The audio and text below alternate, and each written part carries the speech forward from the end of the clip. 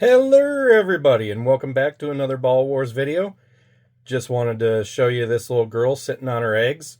She just laid them this morning. I had to go to work and just got off work, came home, ready to pull this clutch.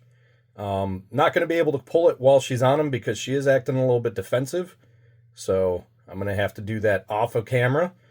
But I'll be happy to show the eggs after I've pulled them and what I do to set them up for the incubator. All right, now before we get back to them there eggs, there is something really important that I wanted to discuss, and that is, of course, making sure that you remove the scent of the eggs from your female completely. Best thing that you can do before you even pull the eggs is make sure that you have a fresh, clean tub set up. I like to use chlorhexidine and F10. Give it a good solid wipe down. Even if it was a clean tub before, it's probably not a bad idea to clean it again. And now once you pull her off of the eggs, what I like to do, and what was really easy, she didn't try to strike at me or anything, so that was really cool. I like to have my hands lathered up with some Dawn dish soap. And I just let her slither right through them. And once she's completely covered, then I put her in her fresh, clean tub, get her a nice, fresh, clean cup of water. And you got to remove that scent, though. So make sure you remove it. Mr. Clean style. No, I'm just kidding. Not with Mr. Clean. But anyway, now to the eggs. Cha-cha-cha. There they are. She gave me 8 beautiful big eggs. Like, they're good size eggs, especially for a first-time breeder. And what she is a Yellowbelly Russo, and I paired her to my Clown Lesser that's supposed to be Yellowbelly.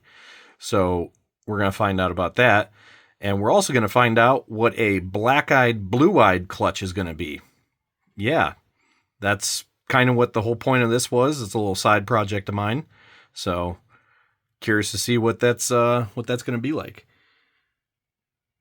Yep. Now over to here, you see I've got my little incubator tub set up. What I use, and this is because I watched Warful's Morphs. He had some guests on, and they were talking about Orbeez. And I switched over. They take up no room, like whatsoever. They come in a little Ziploc bag, 120,000 little crystals in a single little Ziploc bag. And it doesn't take very many of them to fill up this tub's bottom. So I'm going to stick with that because vermiculite, perlite, those can be messy. Water sloshes around too much. So So thanks, Warfels and guests.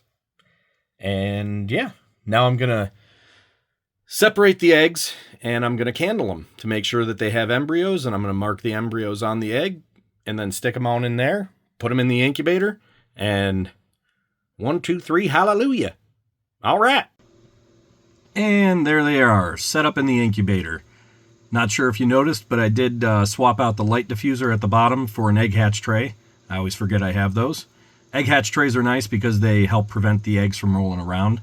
And other than that, I have the temperature set to 90. That's what I use. There are some people that recommend lower, but I have no issues with 90 degrees, so that's how I rock, and that's how I roll. Notice these water bottles on the sides. What those are good for is helping keep the heat in. That water heats up, and just makes it a more efficient usage. So there you have it. It's not exactly a tutorial on how to set up an incubation process, but if you do have any questions about that, you can drop a comment down below, and I'll try to get back to you as soon as possible. Other than that, the incubator that I'm using in there is a Dragon House, I believe, and at the moment it only holds about 10 of those tubs. So I do have another incubator that I'm going to be setting up, and it'll hold a lot more, especially with, I got some smaller tubs that will help conserve space. So so that's exciting. Other than that, guys, thank you so much for watching. Thanks for all the likes, shares, subscribes, comments, all the good stuff. And I appreciate you so much. So Hope you had a terrific day. Hope tomorrow's terrific for you. And remember this, every day's a battle. Yesterday's a victory. So make today tomorrow's victory. And you are loved. May the force be with you.